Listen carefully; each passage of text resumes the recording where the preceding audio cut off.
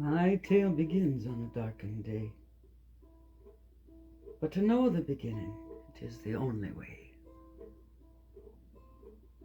I walked up to a hidden garden grove, and I saw a man in a solitary alcove. The sweat, it was pouring down and into his eyes. It was the color of blood, to my surprise. I watched him as he started to pray, so quiet that his words I could not say. His face was solemn, though the sorrow did show, and the pain that he was feeling I would not want to know. It was as though the weight of the world was his to bear. It was as if God was up there and would even care. I turned at the sudden sound of many men. It was like thunder that they stamped their feet in unison.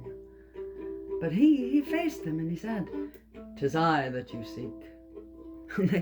They all fell down like their legs were weak. But he went with them to let the others be, his friends that stood with him. They would be set free. They took him to trial, though they beat him first. But it was what they did last that was the absolute worst. They nailed him up high to a cross. "The vote of the people," had said the boss. A sign was posted just above his head. "The King of the Jews" was what the sign read. I stood at a distance and I watched him die. And across the sun came a blackened sky. His blood mixed with the rain as he spoke his final words, and through the deafening quiet, the people heard, "Father, forgive them. They know not what they do. And now I give my spirit up to you."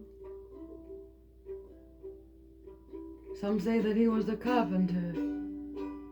Others called him the Son of God. There were those that called him a lunatic, saying he acted rather odd. But he called God his Father and forgave sins in God's name. Do you see that man? He was blind. And that man there, he once was lame. And the story does not end, I'm happy to say, for he rose again come that third day. And what many people saw, others they chose to believe. And it is with that hope that all receive the Holy Spirit. And so we testify, the Son of God sits as the Most High. Never the end.